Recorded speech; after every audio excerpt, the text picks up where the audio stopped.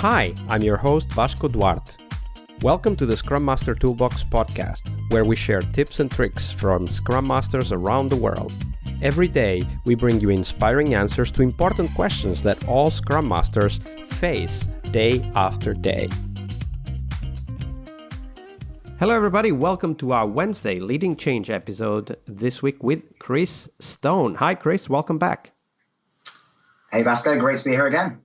Absolutely. So Chris, on Wednesday, we dive into change. And, as Scrum Masters, we're very often involved in change processes. Sometimes it's just improvements at the team level. Sometimes it's personal change. And, of course, sometimes it's even organizational transformation and organizational change. So walk us through one of those stories, though, Chris. One where you learned a lot of tips and tricks and techniques that you still carry with you today. So tell us that story, Chris.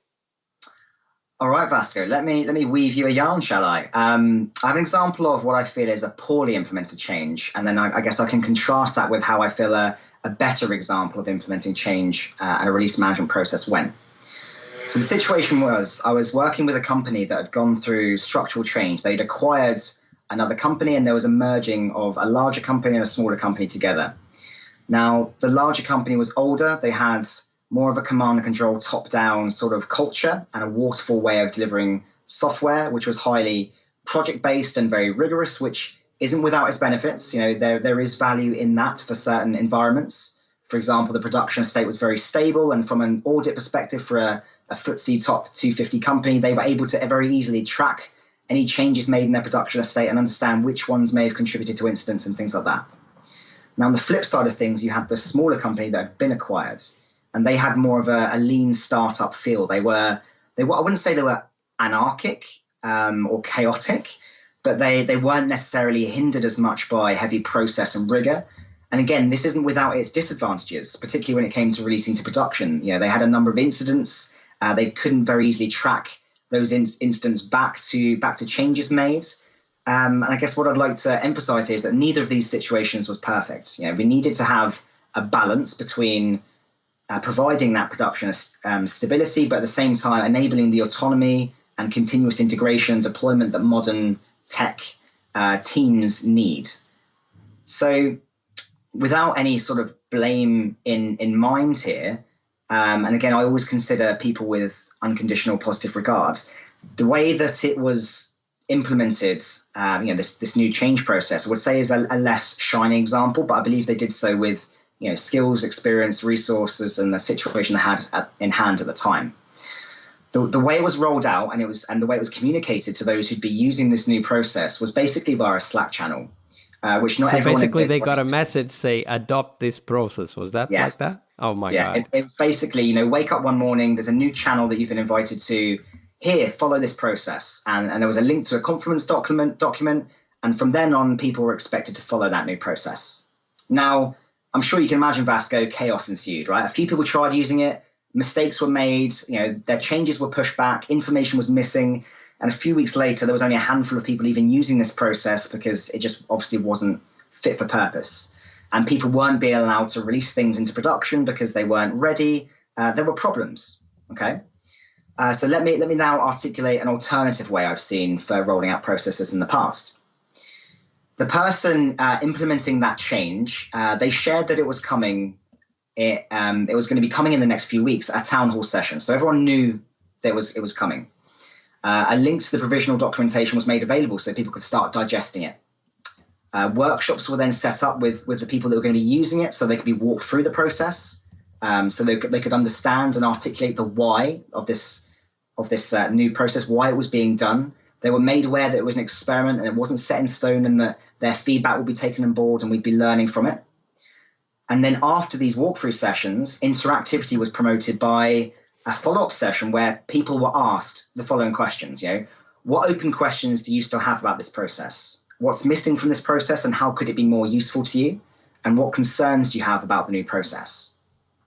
Now, I'm sure you'll agree the contrast between these two approaches is quite stark, quite evident.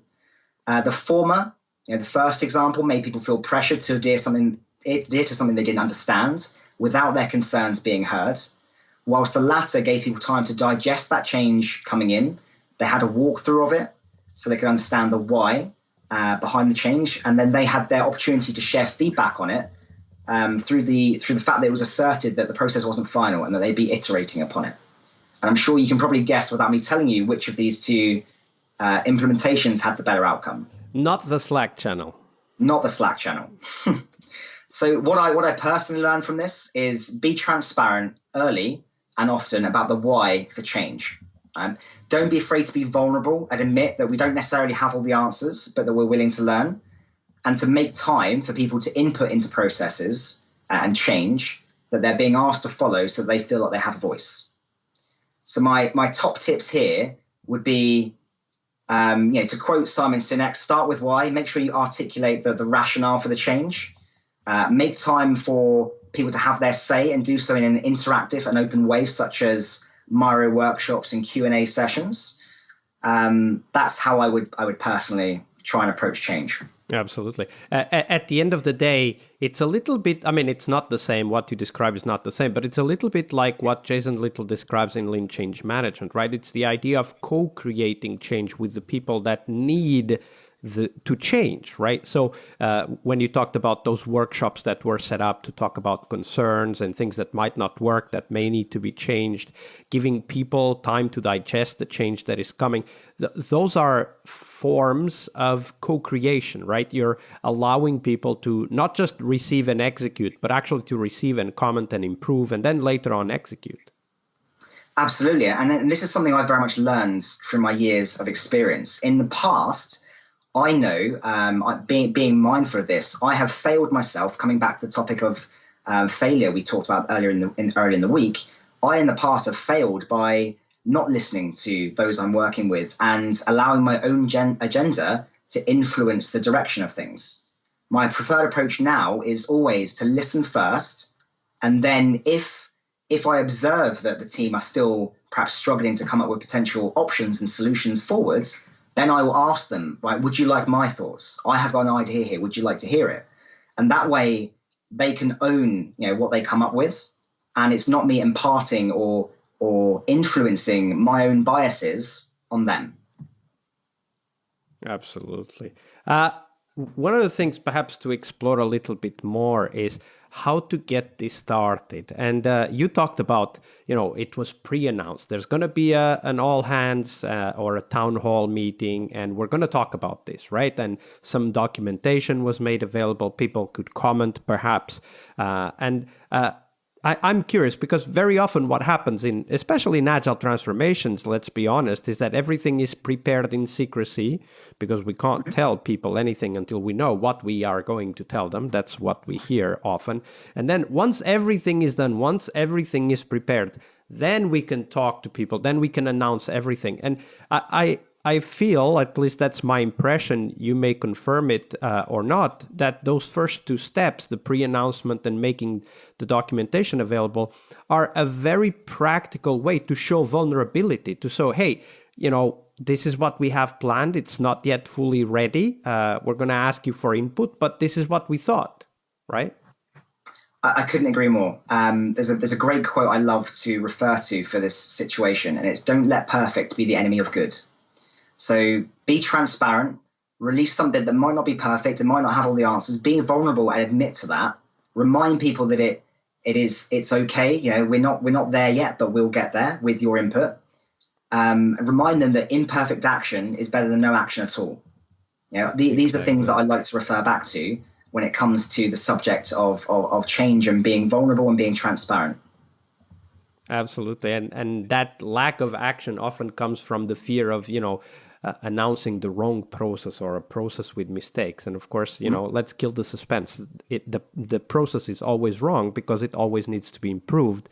And there's always mistakes because we can't know the future. Absolutely. We cannot know the future. There are lots of unknowns. We've got this VUCA world we're living in now, they call it. We've got a lot of complexity going around there. We've got lots that we can't possibly predict. And there is absolutely nothing wrong with being vulnerable, admitting that we don't have all the answers, but that with everyone's support, with everyone's voice, we'll get there. Absolutely. Chris, that was a great story and also a great set of very actionable tips. So thank you very much for that. No problem. Leading change is one of the core skills we must acquire, but it is only one of the steps towards our success as Scrum Masters. Tomorrow, on Success Thursday, we will talk about how to define success for the Scrum Master role, we'll cover tips on how to measure your way to that position, and most importantly, how to develop that focus on continuous improvement that is as important for Scrum Masters as it is for teams. See you tomorrow. We really hope you liked our show. And if you did, why not rate this podcast on Stitcher or iTunes? Share this podcast and let other Scrum Masters know about this valuable resource for their work. Remember that sharing is caring.